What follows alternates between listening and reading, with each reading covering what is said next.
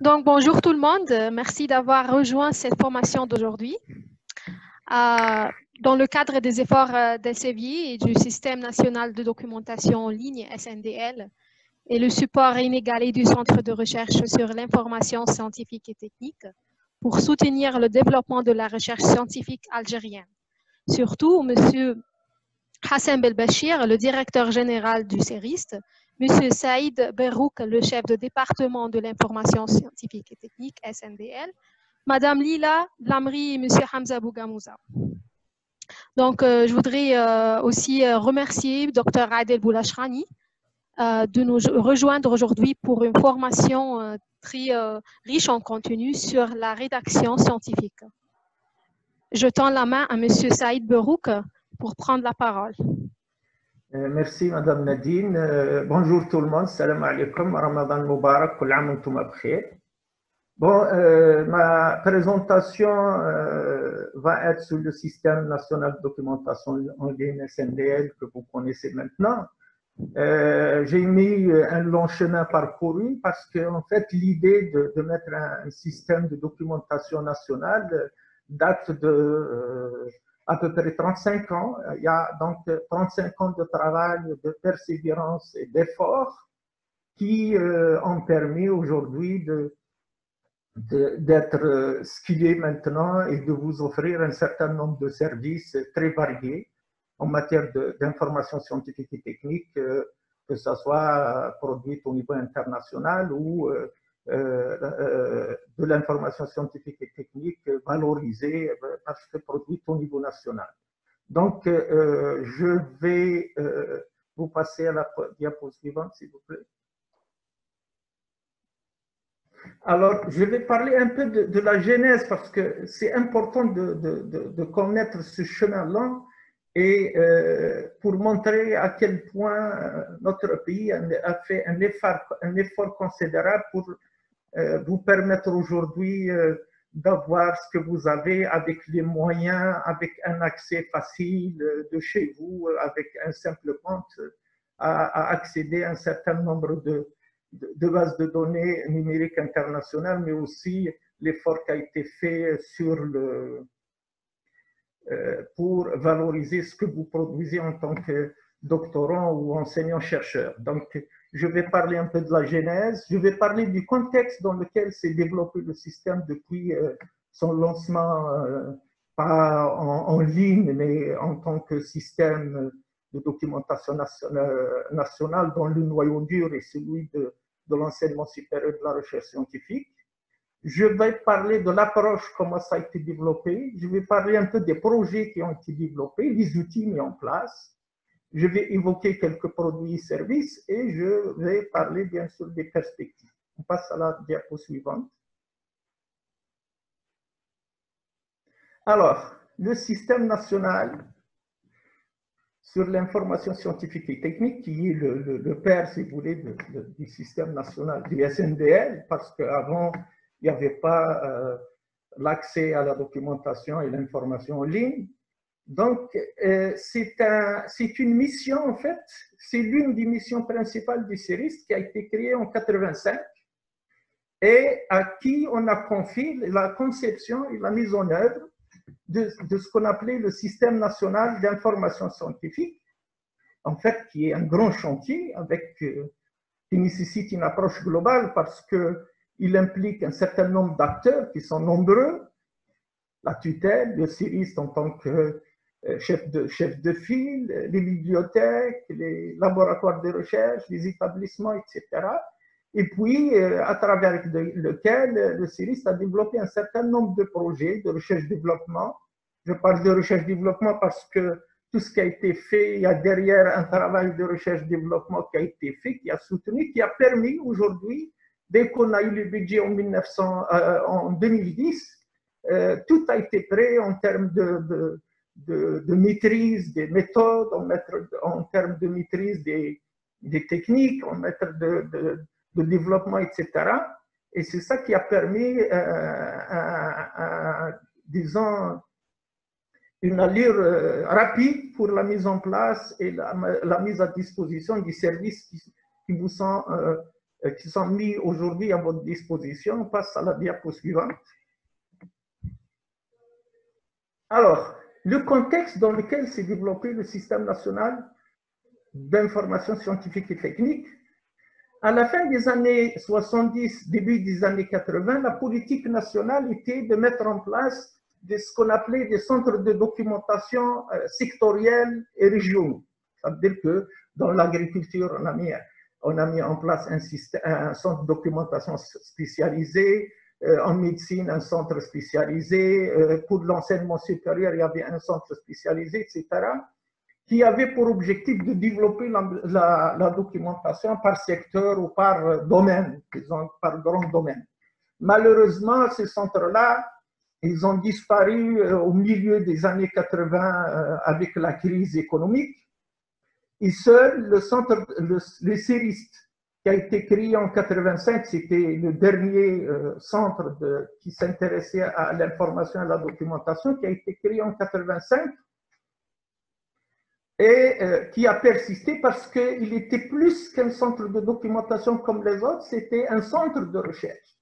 Et le fait qu'il soit un centre de recherche, ça lui donnait la possibilité de mener à bien cette mission malgré les difficultés. Donc, moi, sincèrement, je rends hommage aux gens qui ont pensé à mettre en place le CERIS, parce que sans le CERIS, on ne serait pas dans la situation là où on est aujourd'hui. Vous allez voir comment les choses se sont développées pour voir le rôle clé du CERIS dans le développement du système.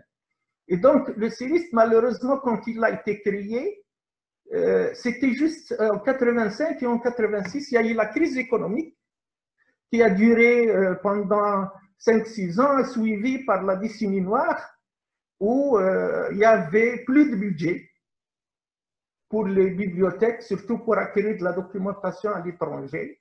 Et le CERIS avait l'avantage de faire des prestations dans le temps pour essayer de trouver des financements propres qui ont permis justement à démarrer un certain nombre de projets dont, à partir de 85-86, on était déjà sur les bases de données bibliographiques sur CD-ROM.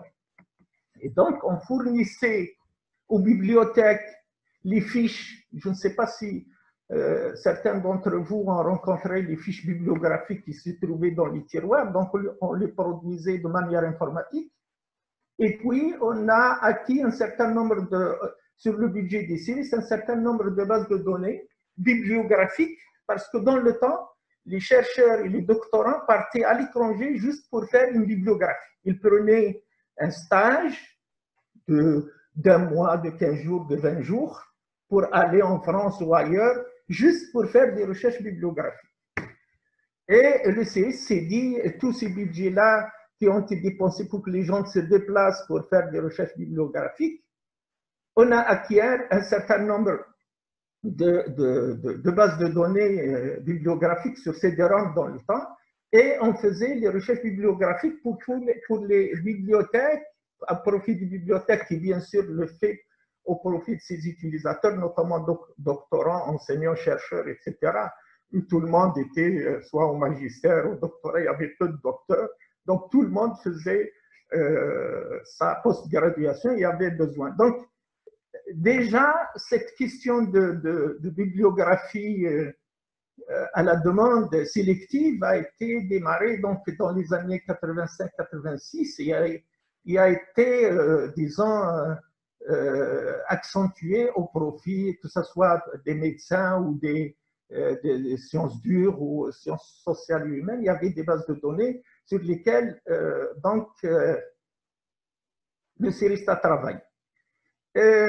Donc, dans ce contexte difficile, l'élément favorable, c'était un peu, parce que, comme j'ai dit, un système national, ça fait impliquer beaucoup d'acteurs, notamment les bibliothèques universitaires et de centres de recherche. Et c'était dans ce contexte difficile qu'il y avait une incitation à la coopération entre les bibliothèques universitaires et les centres de recherche et le CERIS. Et c'était l'occasion de penser à une rationalisation des dépenses, puisque les bibliothèques, pour ceux qui ne le savent pas, fin des années 80 Et pratiquement durant les années 90, les bibliothèques avaient un petit budget qu'ils rendaient à la fin de chaque année parce qu'ils n'avaient pas la possibilité de transférer de l'argent à l'étranger, donc pour acquérir de la documentation à l'étranger. Et le seul acteur qui a joué un rôle important dans l'acquisition de la documentation à partir de l'étranger pour les étudiants en doctorat, en magistère et les enseignants-chercheurs, c'était le CERIST qui avait un contrat avec la British, la bibliothèque anglaise, et puis avec l'INIST en France. Donc, on achetait à la demande des documents, des articles, des thèses, etc., qu'on diffusait pratiquement au prix coûtant au profit des enseignants-chercheurs. Donc, vous voyez un peu la situation difficile dans laquelle s'est développé, a commencé à faire ses premiers pas le système national de documentation. À partir de 1995, pour ceux qui ne savent pas, c'est le CERIST qui a été à l'origine de l'introduction d'Internet en Algérie. Donc, et pour vous dire, les gens qui se plaignent des difficultés de connexion aujourd'hui, c'était une connexion de 56K entre le CERIST et l'université de Pise en Italie. C'était juste un projet de coopération avec l'UNESCO qui a permis de connecter le CERIST et s'est connecté à l'université de Pise via la première connexion Internet. Donc, c'était la première connexion de l'Algérie sur le monde, au monde d'Internet. Et donc, mais le CERIST ne s'est pas contenté de dire, quoique c'est une liaison de 56K, on s'est dit, il va falloir développer Internet en Algérie. Donc, ça a été ouvert pour la messagerie, pour toutes les petites recherches au profit des enseignants qui venaient au CERIST et qui commandaient à travers des sites. Le CERIST avait des sites un peu dans les universités et on faisait des recherches sur cette petite connexion au profit des enseignants-chercheurs. Et donc, à partir de 1995 jusqu'à 2000, le paquet a été mis sur la question des technologies et de la numérisation et de l'informatique. Bien sûr, l'informatisation, la numérisation et la technologie. On passe aux diapos suivantes. Alors, l'approche, donc on s'est dit, cette connexion Internet que seul le CERIST avait et qu'il voulait mettre à la disposition des établissements universitaires et des centres de recherche, alors on s'est dit, on va développer ce qu'on appelle le réseau académique et de recherche. Et le réseau académique et de recherche, en fait, c'est un réseau, et c'est le premier réseau en dehors, je parlais parce qu'en dehors du secteur militaire, c'est le seul réseau qui existe en Algérie et qui relie tous les établissements de l'enseignement supérieur de la recherche scientifique. Et pour ceux qui ne le savent pas, ce réseau-là a été développé pour qu'il y ait communication, échange et accès à l'information sans accès à Internet, parce qu'il y a, pour certains qui confondent, le réseau académique, ce n'est pas Internet, c'est l'interconnexion locale entre les établissements et puis qui part sur l'étranger à travers le CERIST via un certain nombre de communications. Je vais vous montrer une image tout à l'heure sur la configuration. Et donc, ça impliquait plusieurs acteurs. Donc, il y a un accès sur la question du travail collaboratif et le travail coopératif entre ces acteurs. Quand je parle des acteurs, bien sûr, les principaux acteurs sont les décideurs, c'est le ministère, c'est les décideurs, et les bibliothèques et les établissements qui travaillent ensemble sur cette question-là, avec comme chef de file le CERIST pour la mise en place. Et donc, ce réseau-là, qui était une infrastructure d'interconnexion des établissements, sur laquelle sont venus se greffer un certain nombre de projets, et bien sûr, qui utilisent un ensemble d'outils modernes d'informatique et des technologies, et qui offrent bien sûr, dans le but d'offrir des contenus de services, les contenus des services que vous avez accès aujourd'hui. Donc l'idée vous voyez l'idée pour pour l'information, avant qu'il y ait Internet, pour vous dire que la réflexion était ancienne et que les gens qui ont été à la tête du CIRIST avaient une vision futuriste, il y a eu une proposition de connexion d'un réseau maghrébin en 1988, 87-88, qui avait pour objectif de relier le Maghreb avec des liaisons spécialisées. Malheureusement, il a connu beaucoup de difficultés pour des raisons techniques et pour des raisons politiques, mais il y avait une tentative quand même avant Internet de développer un réseau maghrébin sur lequel le CIRIST a beaucoup travaillé, mais malheureusement, après, on a abandonné parce que dès qu'on a eu accès à Internet, on s'est dit, bon, ça fait partie de notre projet plus grandiose que de connecter les pays maghrébins. On passe à la diapo suivante.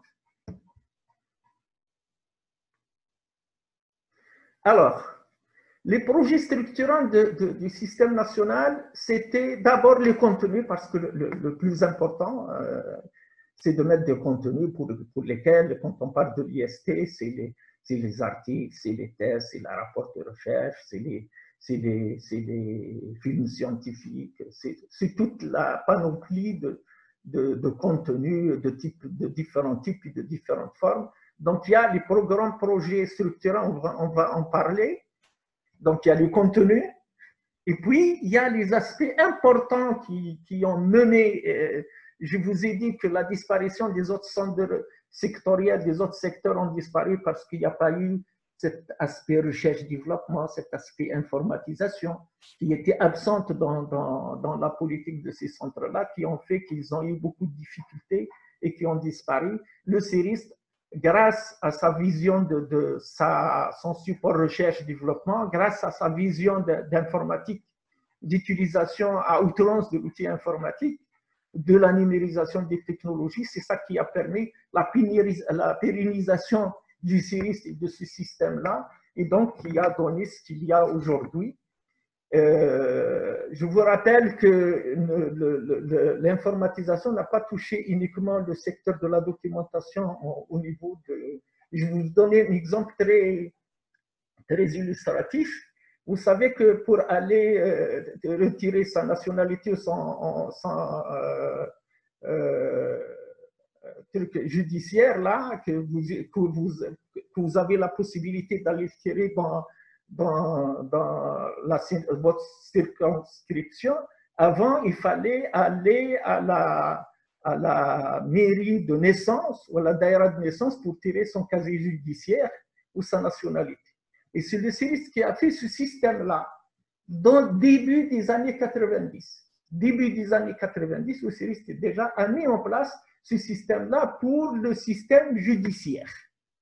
Pour vous dire à quel point c'était la stratégie de développer l'informatisation, la numérisation de technologies pour arriver à cette situation-là. Et puis, bien sûr, l'aspect formation sur laquelle on a accès et pour lequel je vais dire un mot à la fin.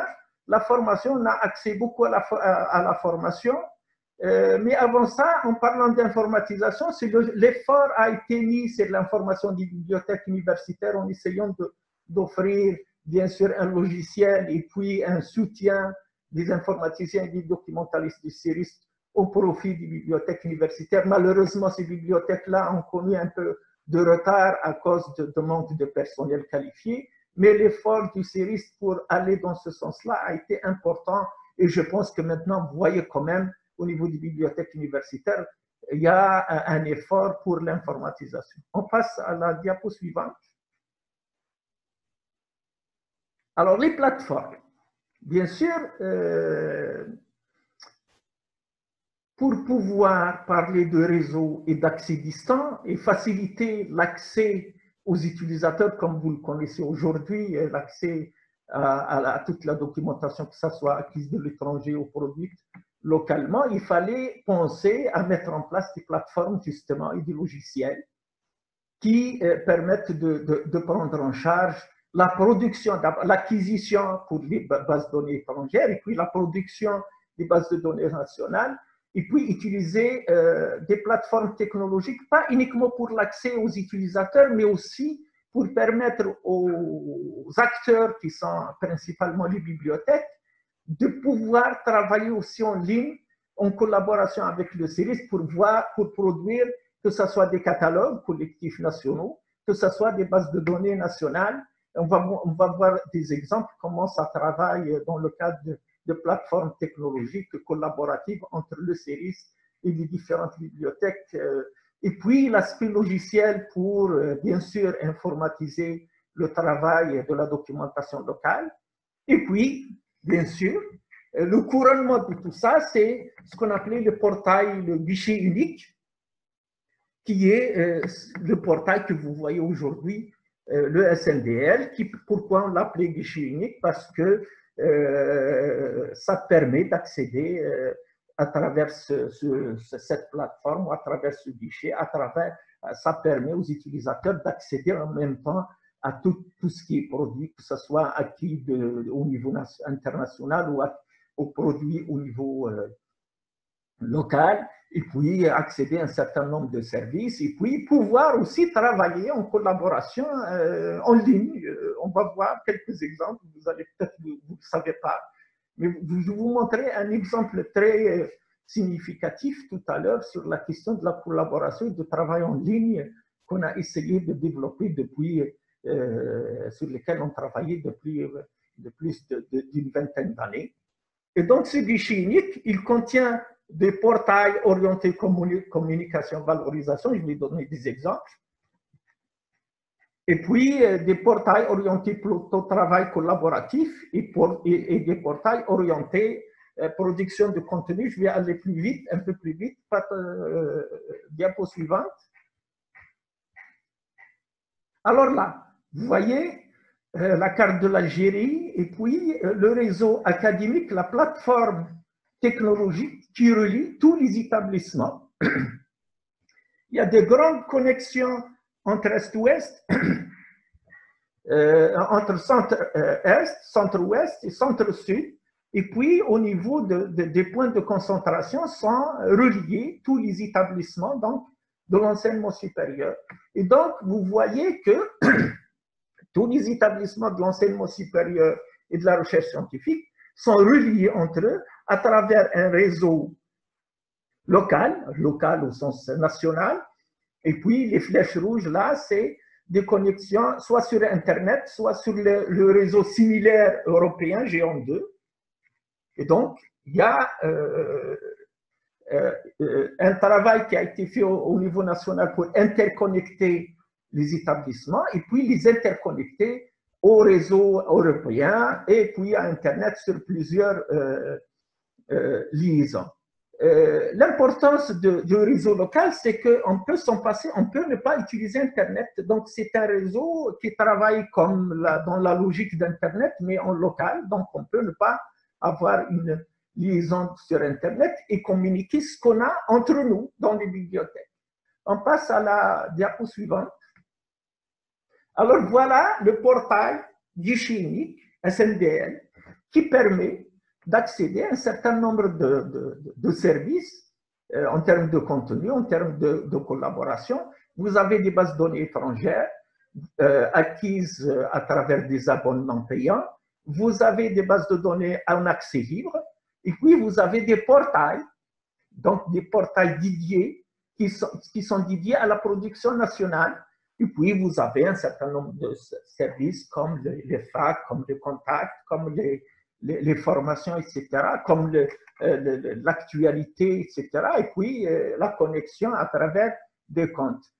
Cette question de connexion à travers des comptes, c'était, Madame Nadine peut nous confirmer ça, c'est qu'on était le premier pays à penser, à négocier avec les éditeurs pour que les accès ne se fassent pas uniquement par les adresses IP.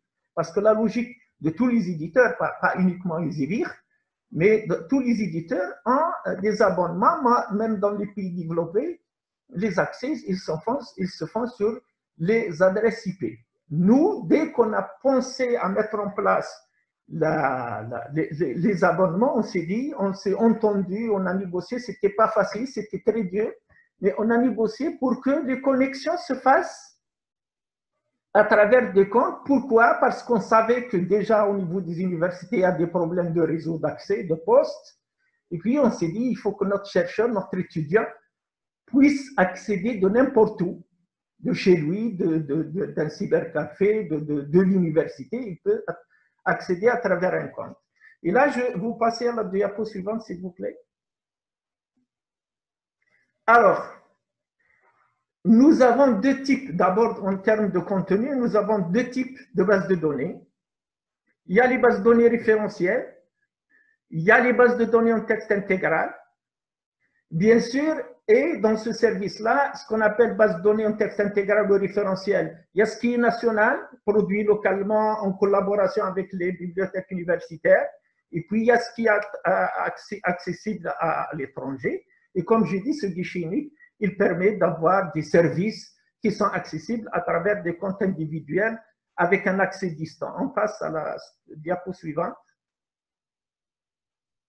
Alors, production scientifique internationale, comme vous voyez, je ne vais pas m'étaler dessus, c'est des bases de données multidisciplinaires classées en 4 grands domaines, les sciences et techniques, les sciences de la vie, les sciences humaines, les pluridisciplinaires. Et puis, vous avez des bases de données spécialisées. Les abonnements, ça dépend des besoins, comme E3E, il y a des bases de données informatiques, il y a des bases, mais il y a des bases pluridisciplinaires. On passe. Ça, c'est pour la production, les bases de données acquises de l'étranger. On passe, s'il vous plaît.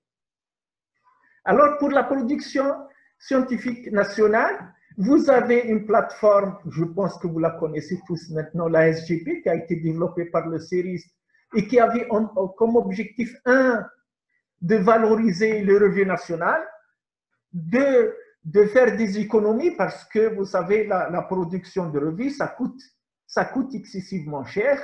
Et puis, il est difficile pour les laboratoires, les établissements, chaque fois d'éditer des revues, c'était lourd et c'était coûteux. Donc maintenant, ça ne coûte plus rien. Les éditeurs, ils peuvent éditer de manière électronique tout. Et c'est un portail qui prend en charge tous les processus. L'appel pour les chercheurs et les doctorants pour proposer des articles, jusqu'à le comité scientifique, la validation et puis l'édition de la revue électronique. Tout ça se fait à travers le portail donc en ligne. Vous avez aussi l'exemple type qui a commencé un peu tôt, c'est le Fonds national des thèses. Maintenant, vous savez que le thésard, quand il s'inscrit, il a un compte, il peut introduire son sujet, le conseil scientifique peut le valider ou donner des remarques en ligne, et puis quand il soutient, la bibliothèque met une copie directement en ligne. Donc tout le processus est informatisé et tout le monde accède en ligne, ce qui va permettre maintenant d'avoir une plateforme qui contient plus de 70 000 thèses qui sont accessibles, qui vous sont accessibles aujourd'hui avec des clics.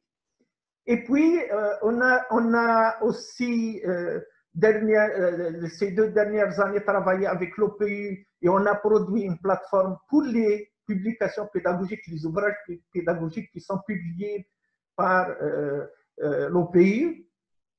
La plateforme est prête. La base de données contient tout ce qui est produit par l'OPU, mais malheureusement, ce n'est pas encore ouvert pour les étudiants, les enseignants, parce qu'il y a des problèmes de contrat entre l'OPU et le ministère qui n'a pas encore trouvé la formule pour payer l'OPU, pour rendre accessible gratuitement tous les ouvrages de l'OPU que vous achetez cher et puis que vous ne trouvez pas des fois. J'espère qu'un compromis sera trouvé facilement pour vous donner l'accès à ces ouvrages, surtout pour l'aspect pédagogique et puis pour les aspects base de données référentielles. Je vais aller plus vite, vous passez à la diapo suivante. Donc, vous avez aussi un grand travail qui se fait avec les bibliothèques universitaires pour essayer de les moderniser et puis pour essayer d'en faire un réseau qui permet une entraide entre les bibliothèques pour une informatisation de qualité et puis des notices de qualité. Donc, il y a un portail qui est dédié pour les bibliothèques, on passe. Et puis, vous avez le catalogue collectif algérien qui a commencé dans les fins des années 80 et qui a pour objectif de vous donner toutes les références bibliographiques de tous les ouvrages, et toutes les thèses, tous les mémoires qui se trouvent dans les bibliothèques. Donc, si vous accédez, bien sûr, ce n'est pas toutes les bibliothèques qui participent ou en partie, mais en principe, l'objectif, c'est de rendre d'avoir une connaissance de ce qui existe comme ouvrage, comme thèse, comme revue dans les bibliothèques, et surtout donner l'existence, c'est-à-dire le lieu où existe tel ou tel ouvrage. Donc, c'est un travail qui se fait aussi en ligne, où les bibliothèques introduisent leurs notices. Ils sont un peu revus et améliorés par le CERIS. Ils sont mis, ils sont accessibles. Quand vous faites une recherche, il vous dit quel ouvrage il existe dans telle bibliothèque. Bien sûr, ça donnerait une possibilité en principe aux bibliothèques de faire des échanges entre bibliothèques, de permettre à des utilisateurs, par exemple d'Annaba, d'aller chercher un ouvrage, de savoir qu'il existe un ouvrage à Ouergla ou à Tlemcen ou à Oran. Donc ça, je ne vais pas m'attarder là-dessus, vous pouvez accéder, il y a de l'information là-dessus, on passe. Alors les thèses, comme j'ai dit tout à l'heure, c'est un portail qui a permis, pour une fois, parce que vous savez, avant ça, les thèses, ils étaient dans les bibliothèques, il n'y avait même pas un fichier cartonné comme il existait, c'est juste des recherches. Donc, pour aller chercher une thèse qui existe quelque part, c'était impossible. Maintenant, vous avez votre signalement de sujet qui se fait en ligne, la validation se fait en ligne, et puis l'accès se fait à la thèse en texte intégrable, bien sûr, pour les thèses qui sont développées par qui existent au niveau des bibliothèques. Le rôle du CERIS, c'est de mettre l'outil, d'assister les bibliothèques, mais le rôle des bibliothèques, c'est d'alimenter justement, et le rôle des services de post-graduation, c'est d'essayer d'alimenter en sujet, et puis les bibliothèques d'alimenter en thèse soutenue. Et donc, on espère, avec un certain temps, d'avoir toutes les thèses qui sont soutenues et qui existent dans les bibliothèques universitaires, qui sont accessibles à tout le monde à travers le compte. Donc, ça, c'est un travail considérable qui a été fait et que vous avez accès aujourd'hui. On passe. Alors, les revues scientifiques, j'en ai parlé tout à l'heure. Maintenant, vous voyez 109 000 articles qui sont déjà de 524 revues qui sont déjà 524 revues sont maintenant en ligne. Elles sont produites en ligne. Ce n'est pas juste les articles qui sont scannés. Maintenant, tout le processus se fait en ligne.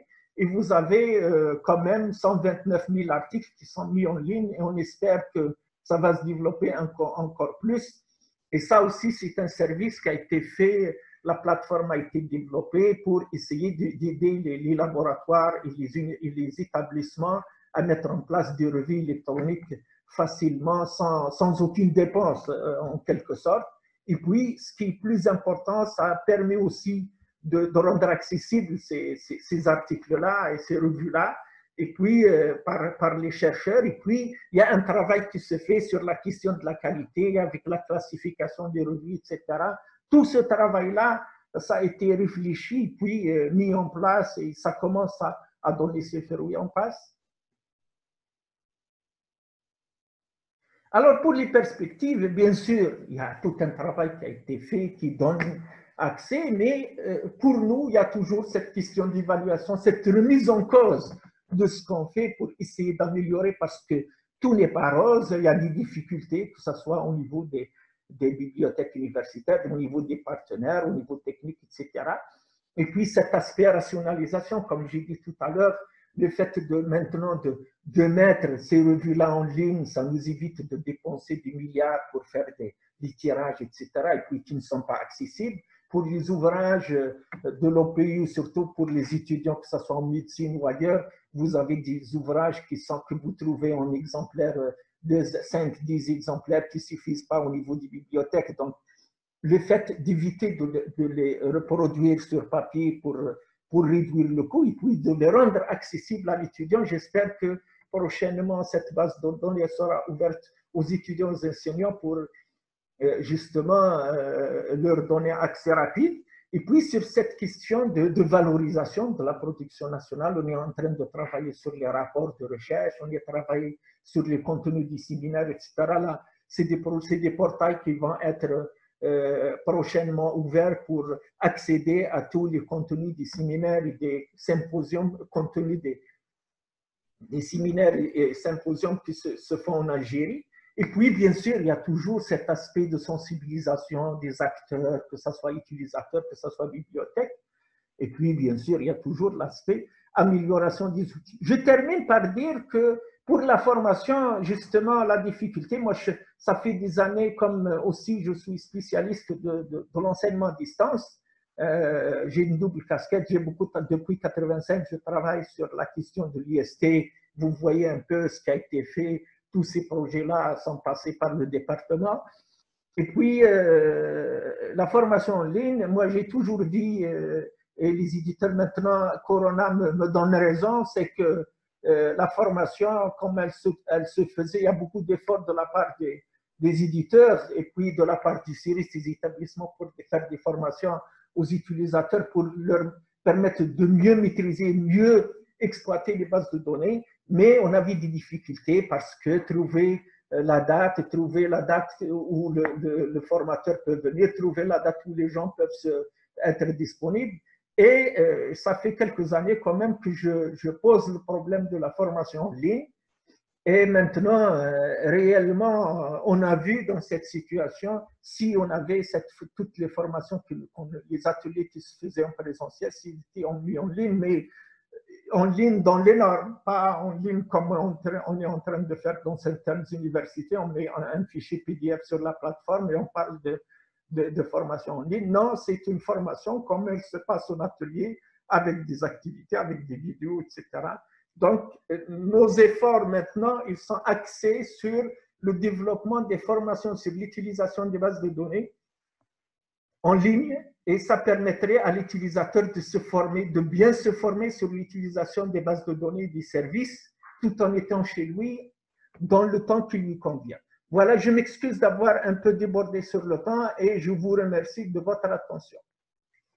Merci beaucoup, M. Berrouk, pour votre présentation informative et pédagogique. Si vous me permettez, il y a quelques questions sur la partie questions et réponses ici. Pour avoir accès et pour avoir un compte sur SNDL et pour avoir accès sur les plateformes, que recommandez-vous pour les participants qui veulent avoir un compte sur SNDL et aussi avoir accès sur les plateformes? Oui, bien sûr. On avait dit qu'il y avait le guichet unique qui vous permet d'accéder aux plateformes.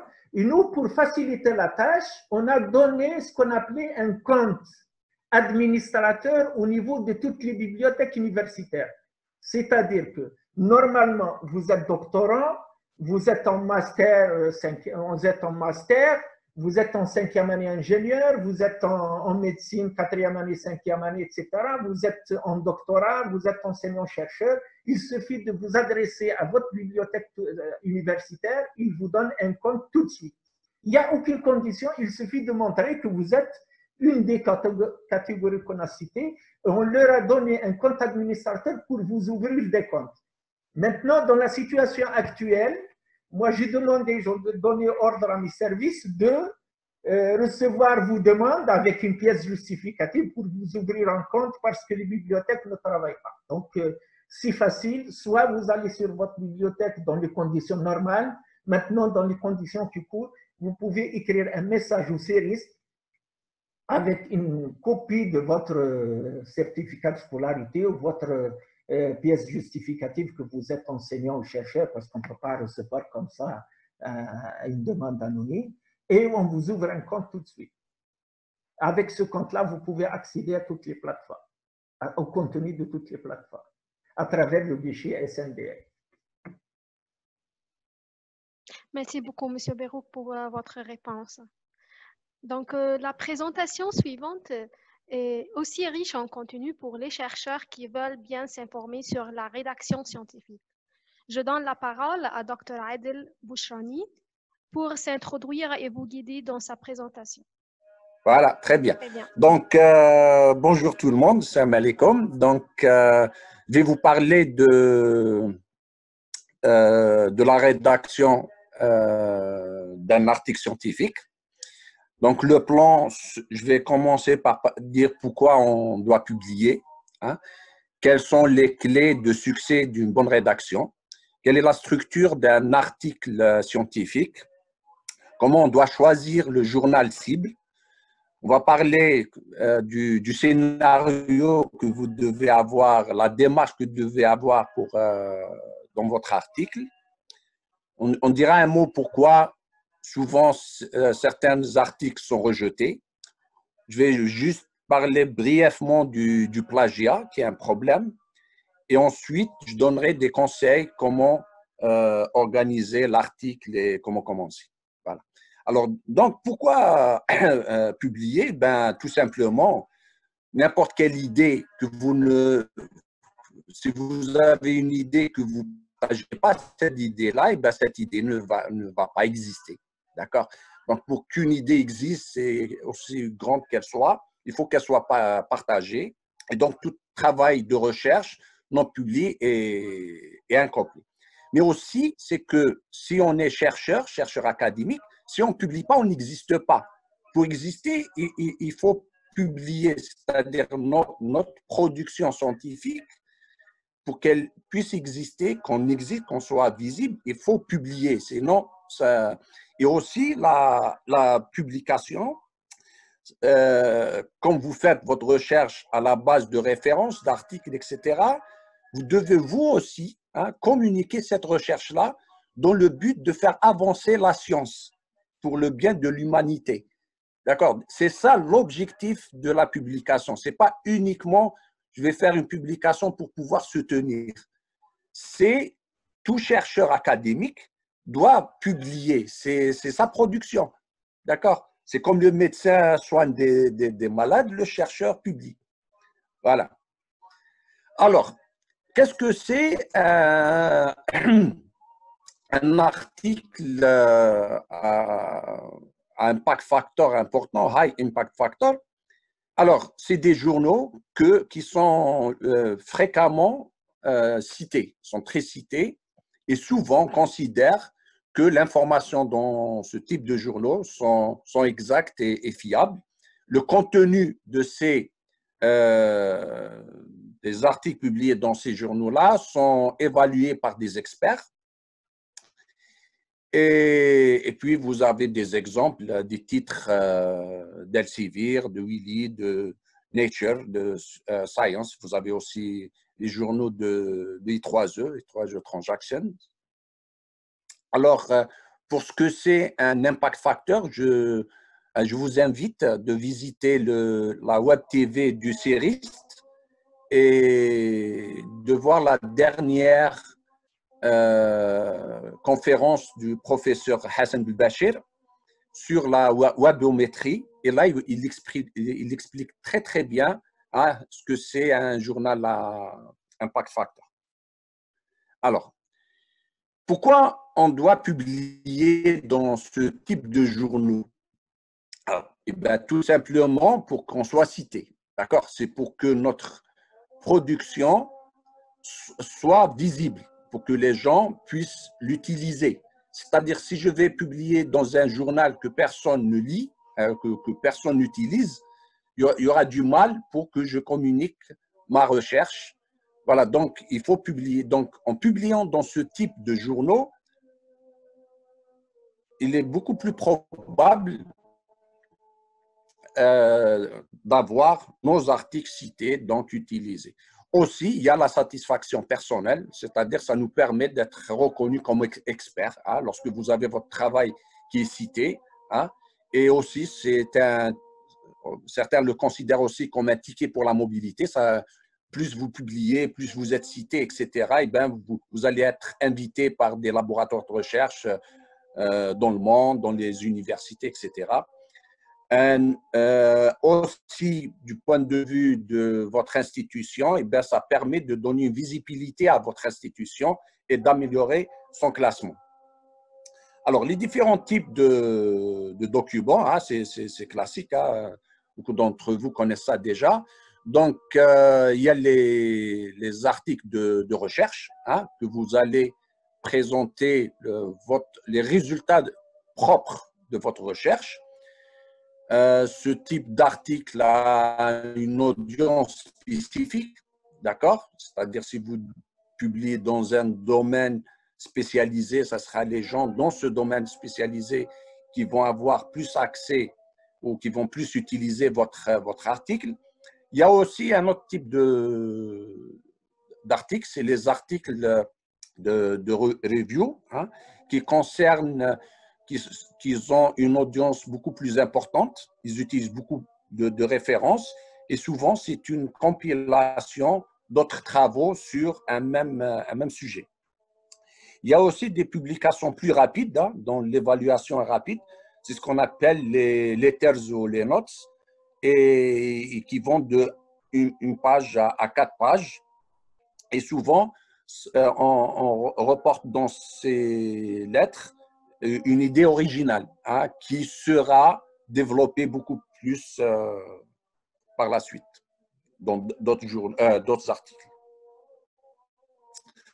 Alors, quelles sont les clés de succès? Ben, tout d'abord, c'est clair, c'est que quand vous faites de la recherche, il faut obtenir des résultats de très bonne qualité, hein, de votre recherche. Il faut beaucoup lire, hein. Donc, il faut régulièrement lire dans son domaine, hein, les articles qui sortent, les nouveautés, etc. Il faut comprendre l'état de l'art, d'accord, de votre domaine. Ça va faire de vous un spécialiste, hein. Bon, la rédaction académique, on peut la voir comme une science, hein, qui peut être appris, hein, et comme on dit que personne n'est né écrivain, hein. Donc, même si on a des difficultés au début, eh ben, il ne faut pas abandonner. Il y a un message pour les directeurs de thèse, c'est que il faut pas, au début, il ne faut pas laisser l'étudiant, hein, surtout si c'est son premier article, d'écrire l'article tout seul. D'accord? C'est la meilleure façon de se faire rejeter. Alors, quand on commence à rédiger, il y a il faut avoir toujours en tête les tâches des évaluateurs, des reviewers, quelles sont les questions qui vont se poser. Alors, ils vont se poser des questions sur le contenu, d'accord? Est-ce qu'il contient assez de matériel à l'intérieur? Est-ce qu'il y a assez d'idées de travail? Est-ce que le topic est en adéquation avec le scope du journal, hein? On ne va pas publier un journal d'automatique, hein, dans un journal, disons, de microélectronique. Alors, il faut se poser la question, est-ce que la présentation est concise et bien organisée? Est-ce que les méthodes et les expériences reportées dans votre article peuvent être reproduites? Est-ce que les résultats sont adéquats avec les hypothèses que vous avez posées dans votre article? Est-ce que la discussion est pertinente, concise et bien documentée? Est-ce que la conclusion, hein, supporte les données présentées? Est-ce que la langue est acceptable? Et ça, c'est un très grand point lorsqu'on doit rédiger en anglais. Ah, et là, il faut faire corriger votre article par des gens qui ont l'habitude d'écrire en anglais. Mais il faut, alors ce que je dis souvent à mes étudiants, il ne faut jamais écrire en français et après traduire. Il ne faut jamais faire ça. D'ailleurs, même avant, hein, je ne pensais plus votre génération, mais les générations passées, pour commencer à faire leur recherche, prennent l'article en anglais, le traduisent en français pour commencer à travailler. C'est très, très mauvais. Il ne faut jamais faire ça. Il faut au fur et à mesure apprendre. Hein, je vais lire un article, je vais comprendre au début en anglais, disons 5%, je le relis, ça sera 10%, etc., etc. Et quand je bute sur certains mots, et bien là, je vais voir le dictionnaire. Ensuite, il y a les figures, les tables, les références. Est-ce que les références sont pertinentes? Est-ce qu'ils sont à jour, etc. Ce sont toutes ces questions-là qu'on doit avoir en tête lorsqu'on commence à rédiger parce que ce sont les questions que les évaluateurs vont se poser. Alors, la structure d'un article scientifique, ben, c'est classique, donc ça commence par une introduction, il y a la méthode, les résultats et les discussions.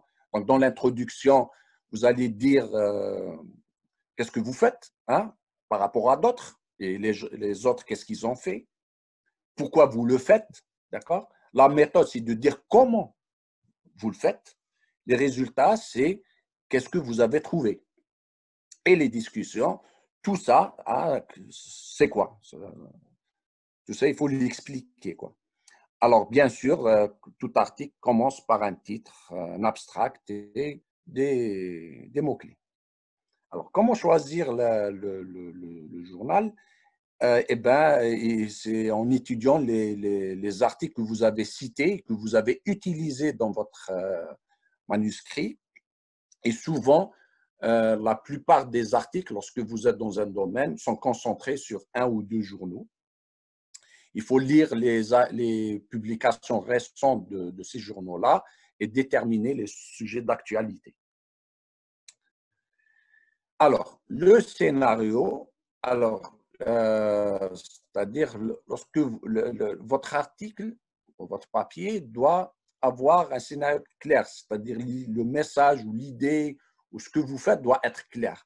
Et pour ça, il faudra qu'il traite pas plus d'un ou deux problèmes. D'accord? Des fois, on trouve des articles, ils mélangent tout, ils mettent tout en même temps. Il faut avoir une problématique, un problème bien précis qu'il faut résoudre. D'accord? Un ou deux, pas plus. Parce que lorsqu'il y a beaucoup, eh ben, il y aura une confusion pour le lecteur. Et une fois le thème ou la problématique, la question à résoudre a été sélectionnée, eh ben, ça va être la direction de cet article-là. Donc, il faut construire un genre de scénario hein, autour de cette question-là où les hypothèses et les objectifs doivent être très bien articulés. Et à la fin, à la fin de l'article, il y a un message qu'on délivre. Et ce que je veux dire aussi, c'est que des fois, il y a des étudiants, ils essayent d'écrire un article où ils mettent toute leur thèse. Ils pensent que la thèse, c'est la publication. Non, on publie un résultat original. Et je vais revenir sur ce point-là tout à l'heure. Alors, pourquoi les articles sont rejetés? Ben, tout d'abord, avant de dire ça, tout d'abord, c'est notre big deal. Là, ce n'est pas un problème lorsque on a un article qui est rejeté. Hein. Et plus, moi, je dis toujours hein, aux étudiants que des fois, pour nous, c'est positif hein, qu'un article soit rejeté. Pourquoi? Parce qu'on va recevoir des commentaires hein, qui vont permettre d'améliorer notre recherche, d'accord, et d'aller plus loin, d'accord. C'est-à-dire, il ne faut pas vivre le rejet comme un échec. D'ailleurs, plusieurs prix Nobel ont eu leurs articles rejetés. Alors souvent, hein, souvent l'article est rejeté par manque d'originalité, de nouveauté. C'est-à-dire, des fois, ce n'est pas très clair la nouveauté dans votre travail, dans l'article. Ce n'est pas très clair, on n'arrive pas à le voir. Et si on arrive à le définir, eh bien, on n'arrive pas à donner les principes qu'il y a derrière cette idée-là. Et ensuite, on ne le compare pas assez ou d'une façon claire par rapport aux autres travaux qui existent. D'accord? Et aussi, il faut dire, hein, on ne trouve pas qu'est-ce qui est spécial de cette idée-là. Donc, il faut avoir en tête l'histoire de l'idée, le comment, l'unicité par rapport à ce qui existe, hein, l'être unique, et le mérite de votre idée. Voilà. Maintenant, je parle rapidement, sans insister sur le plagiat. Hein, c'est un fléau. Hein, c'est l'honnêteté scientifique aussi. Bon, des fois, bon, à l'époque, il y a 20 ans ou 30 ans, c'était moins sévère parce qu'il n'y avait pas les outils de détection de plagiat. Donc, des fois, si j'ai une définition que j'ai utilisée dans un article, je peux la reproduire. Hein, ce n'est pas du plagiat parce que c'est la même définition, etc. Mais maintenant, avec les outils de software automatique de détection de plagiat, donc il faut faire attention à sa rédaction, hein, d'accord? Et il faudra il faut citer toutes les références, hein, que vous avez utilisées dans l'article. Et si vous utilisez un nombre important d'écrits, d'illustrations d'autres personnes, ben, il faut tout simplement leur demander leur autorisation. Voilà, ça c'est en général. Alors, les journaux, comment ils détectent le plagiat? Ben, par le similarity check. Donc, ils utilisent des softwares, hein, et des fois, c'est-à-dire des fois, les softwares comparent surtout le texte, les équations, les références, etc. Et l'information aussi peut venir des évaluateurs et des éditeurs. Alors, le plagiat a des conséquences très néfastes. Eh bien, bon, les articles, c'est clair, ils vont être retirés du journal. Les auteurs vont être bannis de publier dans ce journal et même peut-être dans d'autres journaux aussi. Ils vont être placés dans une liste noire, en quelque sorte, une watch list, hein, où dans leur future soumission, ben, leur soumission va être examinée d'une façon beaucoup plus précise. Alors, maintenant, quand est-ce qu'il faut commencer? Ben, tout simplement, le plus tôt possible. Alors, pour les doctorants, je leur conseille de compiler régulièrement des notes sur la littérature de ce qu'ils ont lu et de prendre l'habitude d'écrire, hein, des petits bouts chaque jour. Et dès que, hein, les résultats commencent à arriver, hein, ils doivent penser à publier. Et les directeurs de thèse et les encadreurs doivent encourager, hein, leurs étudiants à commencer à publier dès qu'ils remarquent un contenu publiable. Et sur ce point-là, je reviens à ce que je disais tout à l'heure, c'est que des fois, il y a certains doctorants, pour publier, ils veulent terminer leur projet de recherche. Ah, je n'ai pas terminé, je n'ai pas fait ça. Non, la publication, c'est on publie un résultat, pas exactement, pas un produit, pas un truc final.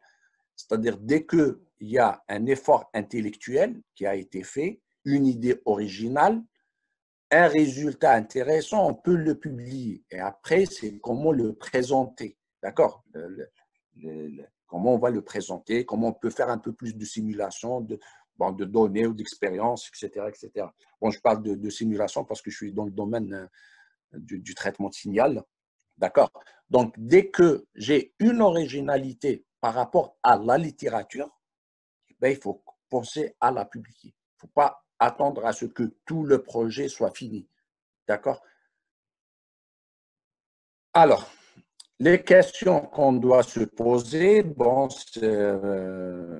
avant de commencer, c'est clair, les questions concernant le problème. Est-ce que le problème qu'on traite est important? Ça, c'est important aussi, hein. C'est-à-dire, des fois, quand on publie dans un domaine ou un sujet d'actualité, eh ben, les gens sont beaucoup plus intéressés que lorsqu'on va publier sur des sujets très vieux, hein, des fois, il n'y a pas d'intérêt, ça n'attire pas l'attention. Et même que, donc, c'est bien d'être, et c'est pour ça que je disais tout à l'heure qu'il faut lire souvent, hein, et suivre l'état de l'art et le comprendre pour savoir les tendances et contribuer à l'avancement de la science. Alors, est-ce qu'il est pertinent, ce projet-là, ce problème-là? Alors, l'idée, est-ce qu'elle est nouvelle, hein? Est-ce qu'elle est différente des autres, etc.? Est-ce que les résultats que j'ai trouvés, est-ce que ma méthode ou mes approches sont supérieures aux travail qui a déjà existé? Si ce n'est pas le cas, est-ce qu'il n'y a pas une dimension spéciale, hein? Parce que, par exemple, je peux trouver une solution, hein, qui n'est pas performante. Il y a d'autres solutions qui sont meilleures, mais ma solution est plus simple par rapport à une autre solution qui est meilleure, mais qui est plus compliquée, qui va être plus chère. Là, je peux orienter, hein, ma publication, mon travail sur cet aspect-là de simplicité. C'est ce cadre de dimension. Alors, pour commencer un article, là, donc on doit d'abord considérer un article comme un projet, hein, et je ne sais pas si dans en tout cas à l'école polytechnique, au département électronique, on a un module qui s'appelle gestion de projet, d'accord? Donc, c'est très important de considérer l'article comme un projet, rassembler toute la doc, l'équipe, préparer un calendrier, demander des conseils à des experts et avoir leur opinion et poser des questions. Est-ce que ça vaut le coup de publier ce travail-là ou pas? Essayer d'avoir des collaborateurs pour partager des données, de l'information. Et si c'est nécessaire, pourquoi pas ne pas inviter des co-auteurs. Alors, pour le planning, s'il y a plusieurs auteurs, hein, vous pouvez faire un brainstorming, une session de brainstorming, et commencer par mettre sous forme de PowerPoint les idées. Hein. Une fois qu'il y a convergence, commencez à mettre le plan, hein, à construire le plan de votre article et vous focaliser, hein, sur l'objectif principal de l'article, d'accord, et voir quels sont les points importants pour chaque section, hein, de votre rédaction, et déterminer les diagrammes, les équations, les tableaux, les graphes, etc., que vous devez inclure dans votre article, et aussi estimer, hein, l'espace pour chaque section. Il faut faire attention aux articles auxquels vous allez publier. Il y a certains, aux journaux où vous allez publier. Il y a certains journaux où c'est limité. D'accord? Des fois, vous êtes en train de rédiger, vous vous retrouvez à 20 pages et le journal n'accepte que 10 pages. Hein? Eh bien, pour réduire, ça va être difficile. Mais c'est bien de le faire au début. Bien sûr, ensuite, vous décidez qui fait quoi. Alors, concernant le formatage des articles, bon, je conseille, hein, moi je suis dans le domaine de l'engineering, d'accord? Donc ça, c'est beaucoup plus pour les gens qui sont en electrical engineering, etc. Je vous conseille le LaTeX, hein, qui produit, c'est un software, hein, qui produit des documents professionnels, hein. Et ce qui est intéressant, c'est que vous ne formatez pas lorsque vous êtes en train d'écrire. Vous écrivez dans un fichier texte quelconque et vous allez rentrer des commandes, hein, pour indiquer, hein, comment le texte va être stylé. Et c'est le software qui va générer automatiquement la version finale. Alors, le LaTeX gère très, très bien les équations, hein. Ben, c'est surtout ça, hein, c'est surtout les équations, il les gère vraiment très, très bien. Ben, une fois que vous êtes habitué, vous commencez à taper vos équations au clavier avec des commandes, hein, qui indiquent le formatage correct, et c'est le software qui s'occupe d'avoir la version, hein, sur votre papier. Alors, ce qu'il faudra savoir aussi, bon, le LaTeX peut compiler ou générer automatiquement les référents et les index. Et un autre avantage, c'est qu'il est gratuit. Alors, la séquence de publication, hein, la séquence pardon, pas de publication, de rédaction, ou l'ordre de rédaction plutôt, on commence toujours par rédiger les résultats et les analyses, hein, de nos résultats.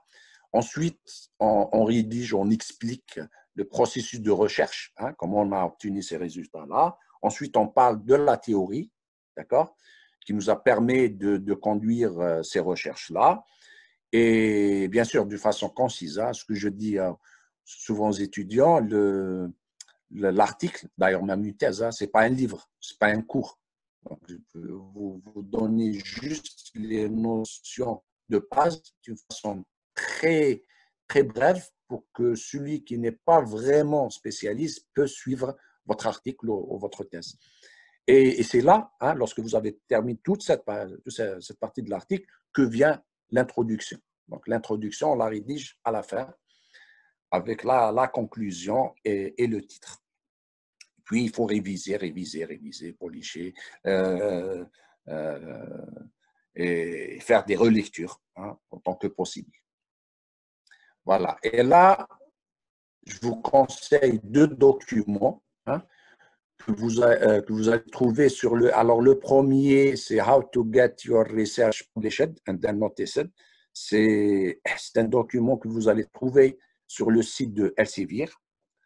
Voilà. Oui, et il y a un autre document, hein, que vous trouverez sur le site de I3E. C'est How to write for technical periodicals and conferences. Voilà, donc ce sont 2 documents très intéressants qui vont vous aider non seulement à publier, mais même à la démarche de faire de la recherche. Voilà, donc je termine en vous souhaitant tout le succès pour vos prochains projets de rédaction d'articles et bon courage à tous. Voilà, et s'il y a des questions, je suis à votre disposition. Merci. Merci beaucoup, Dr. Adel Belouchrani, pour votre présentation assez pédagogique et informative aussi. Et est-ce que vous me permettez de lire quelques questions? Ah, bien sûr. OK. What is the permissible percentage of plagiarism? 15% or less? Actually, it depends. It depends on each journal or conference they cited. Actually, sometimes is 20%, 80%. It depends. But if it's more, it is becoming really questionable when it's more than 40%. We start to ask questions.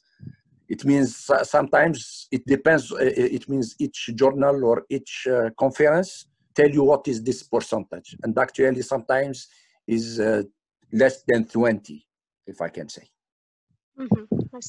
Est-ce que vous avez des astuces pour les participants pour augmenter la chance d'accepter leur article? Alors, il y a le travail. Il faut travailler. Voilà. Je pense que j'avais cité, hein, c'est-à-dire il faut d'abord lire. Il faut beaucoup lire, c'est-à-dire qu'il faut lire beaucoup les articles. Ça vous donne une idée comment les articles sont faits, hein, donc comment les rédiger. L'anglais ou la langue de l'article doit être très… c'est un facteur important, hein, parce que lorsque le reviewer reçoit un article, même si l'idée elle est originale, mais c'est tellement mal écrit, ils n'arrivent pas à suivre, il ne va pas perdre son temps. D'accord? Parce que même, il faut penser aussi le système de reviewer, comment il se fait. Les reviewers, lorsqu'il est nouveau, hein, il passe le temps, il passe une semaine avec l'article, parce que c'est un nouveau reviewer, évaluateur. Mais avec le temps, il passe en moyenne pas plus de 2-3 heures, ça dépend par l'article. Et des fois, ils lisent l'article si ça les intéresse. Ça intéresse, etc. Donc, la forme, elle est très importante. L'originalité, elle est très importante. Et même dans la présentation, il y avait pas mal de conseils pour réussir. Mais ce que je dis, c'est que s'il est rejeté, il ne faut pas désespérer. C'est-à-dire qu'il faut apprendre de ça et demander ailleurs. Mais le plus souvent, ce que j'ai remarqué pour les articles en Algérie, je pense, souvent le rejet, c'est à cause de la langue. Le rejet, c'est la mal rédaction. Voilà, le plus souvent. Hein, le plus souvent. Voilà. Mhm. Une autre question? Une autre question, un mix de l'anglais avec le français. Qu'en pensez-vous des publications dans des journaux that don't offer peer review, qui offrent pas l'évaluation par les pairs? Ah ben, je connais pas. D'habitude, tous les journaux, je connais pas. Moi, les journaux que je connais, tous les journaux de recherche, c'est les journaux qui ont un système d'évaluation. Donc, c'est par les pairs. Donc, c'est-à-dire là, on parle de journal où on publie sans évaluation. Bon, je ne connais pas. Je ne connais pas. Mhm. Bon, c'est la personne peut nous donner plus, la personne qui a posé cette question, si il veut revenir sur ça. Mais je ne connais pas de journaux, je dis bien scientifiques, hein, qui publient sans. Sinon, il y a les archives. Il y a les archives. Il y a des plateformes où vous pouvez archiver, publier votre article. Il n'est pas évalué et vous pouvez en faire référence. Oui, Mhm. une autre? What about the structure of review and letter notes manuscripts? The Apparently, structures. structure. Okay. Yes. Okay. Okay. The structures is actually it's same structure of any paper. You still have this introduction, and then the review of the approach, and then you can give several approaches, and then comparison with them, the reply to this or the answer to these questions, it depends on the field. It means each field has its form of the structure of the paper. And the best way to do this, when you would like to publish a review paper in a particular journal, you need to go to this journal and take an example of the review papers that are published there, and use their structures and get inspired from them. Mm-hmm. I published an article in English, and then my supervisor asked me to rewrite it in French with some changes to send it to another review. Is this plagiarism? Yeah, if your paper got published in English and then you write it in French or in Arabic, this is plagiarism. I call this plagiarism. Of course, yeah, sure. It means if you wrote your paper in English, okay, and then for some reason you decide to publish it in another language. So you translate it to this new language and you submit it. And the English version, you keep it for you. This is not, this is clear. But if you publish the same paper with different languages in different journals, this is plagiarism. This is clear. Peut-être la dernière question. On a beaucoup de questions. Désolée, on ne peut pas répondre aux 110 ou bien 120 questions qu'on a reçues. Mais la dernière question, quel est le meilleur, lire les articles ou bien les livres? Ben, les deux. Alors, les livres, ça vous permet d'avoir les fondamentaux, les bases, etc. Et les articles, ça vous permet de rester en connexion avec l'état de l'art et ce qui se fait dans votre domaine. Donc, il faut privilégier les deux. Voilà. C'est-à-dire le journal, le livre, il vous permet d'avoir les fondamentaux, les bases. Et même, je vais aller encore beaucoup plus loin. C'est que même il y a des livres où il y a des exercices. Et ben, si c'est dans votre domaine, et ben, je vous invite de faire même les exercices. Hein. Même si vous êtes doctorant ou vous êtes déjà un professeur ou vous êtes déjà, je ne sais pas moi, enseignant, etc. Même ces exercices-là, lorsque vous étudiez une problématique bien définie, hein, pour entrer, pour les livres, c'est très intéressant. C'est très, très, très bien. D'ailleurs, au début d'une thèse, il faut privilégier aussi la lecture des livres de base de votre domaine. D'accord ? Et ensuite, il y a les articles, bien sûr, il faut lire les articles parce que c'est eux qui vont vous dire quels sont les topics d'actualité, etc. Parce que il y a des choses que vous n'allez pas trouver dans les livres, vous allez les trouver dans les journaux et c'est dynamique. Voilà. Merci beaucoup, Dr. Aidel Belouchrani, pour votre contribution très riche en contenu pour la formation d'aujourd'hui. Merci.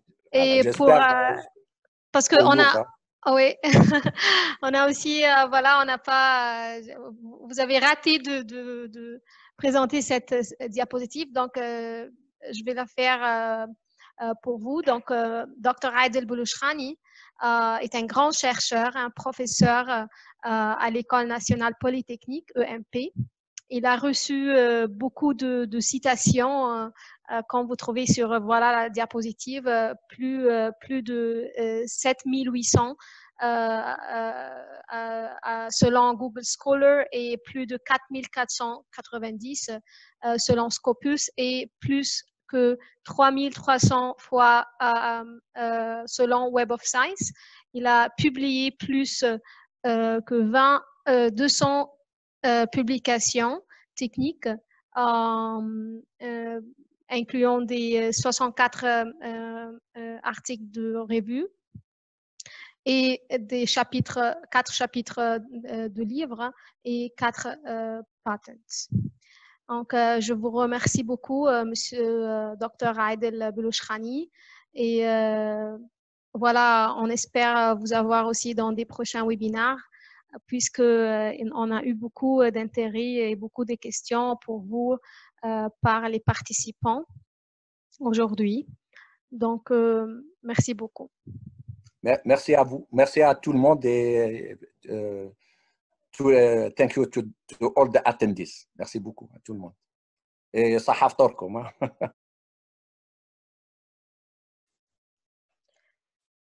Avant de commencer un aperçu général sur Sciences Directes, je voudrais vous présenter quelques statistiques sur Elsevier et sur la publication en Algérie.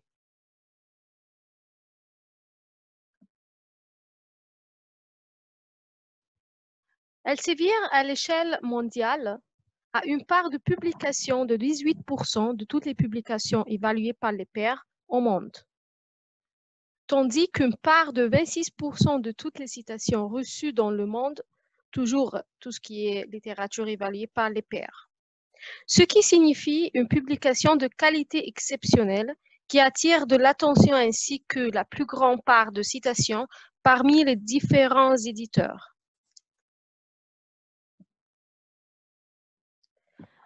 Un aperçu sur la publication algérienne et le rôle d'Elsevier dans ce sens.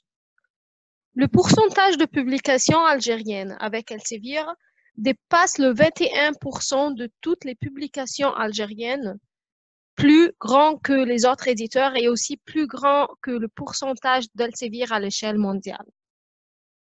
Pour les références, un taux de 37% de toutes les références des publications algériennes sont basées sur les publications d'Elsevier, tandis que 49% de toutes les citations reçues par les publications algériennes sont reçues par des recherches publiées avec Elsevier.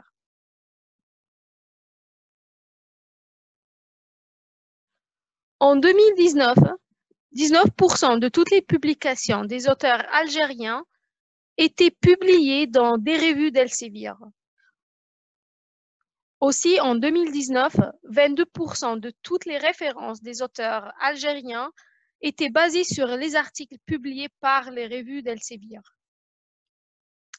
Et 48% de toutes les citations reçues par les auteurs algériens en 2019 étaient reçues par leurs articles publiés dans les revues d'Elsevier. Nous apprécions votre partenariat de confiance et nous cherchons à améliorer nos services pour mieux soutenir la recherche scientifique algérienne. Sciences Directes.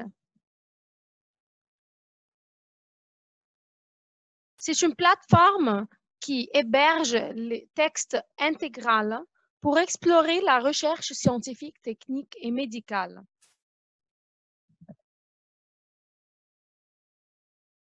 Quoi de nouveau sur Sciences Directes? Beaucoup plus que des PDF. La plateforme Sciences Directes vous assure de rester en tête. Il y a les pages thématiques sur Sciences Directes et plus de 99 millions de pages thématiques vues par des chercheurs dans le monde en 2019. Les utilisateurs visitent également ces thématiques de moteurs de recherche comme Google. La page thématique est maintenant la deuxième des pages les plus visitées dans Sciences Directes.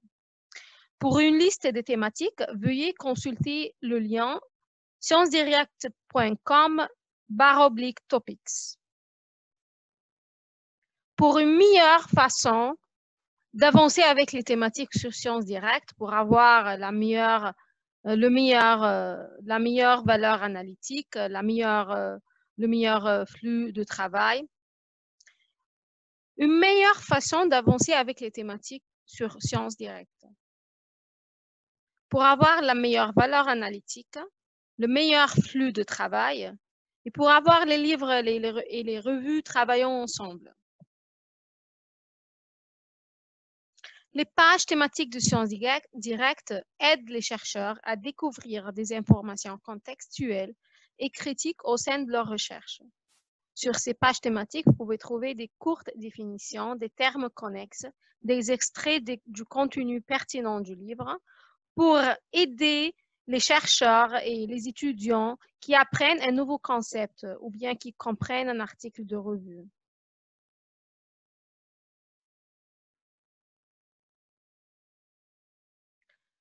Pour avoir une recherche plus efficace sur Sciences Directes, maintenant, vous pouvez avoir les données, les images, les autres visuels, plus faciles à découvrir et à évaluer.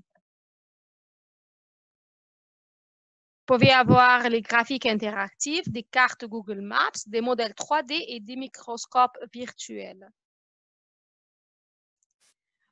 Aussi, sur Sciences Directes, vous pouvez avoir le lecteur amélioré, le lecteur en ligne, qui offre une expérience de lecture intégrée, sociale et personnalisée à tous les utilisateurs d'Elsevier. Vous pouvez rendre le PDF avec des améliorations contextuelles, telles que des auteurs et des références liées, ajouter à la bibliothèque Mendeley, affichage et annotation de figures. Aussi, sur le lecteur en ligne, vous pouvez voir les recommandations des autres articles pertinents à votre recherche.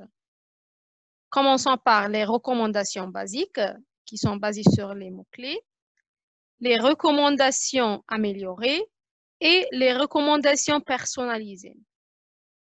Donc, le développement du service de recommandation personnalisée de Sciences Directes nous rapproche des acteurs clés dans le domaine des recommandateurs personnalisés. Merci beaucoup et très bonne journée. Monsieur Berouk, Dr Adel, voulez-vous ajouter quelque chose avant de… Voilà. Eh ben, on vous remercie, hein, on remercie tout le monde. Voilà, et bonne fin de Ramadan. Voilà. Bon, pour moi, je vous dis, on est à votre disposition. Il y a l'équipe du CERIST, particulièrement celle du SNDL, qui est à votre service. Si vous avez des questions, vous avez le mail. Il faut écrire, il faut poser des questions, et puis les gens sont à votre disposition pour essayer de vous aider à accéder, à régler vos problèmes, et on vous souhaite une meilleure utilisation des bases de données. Merci. Merci beaucoup. Merci tout le monde et à la prochaine fois. Au revoir.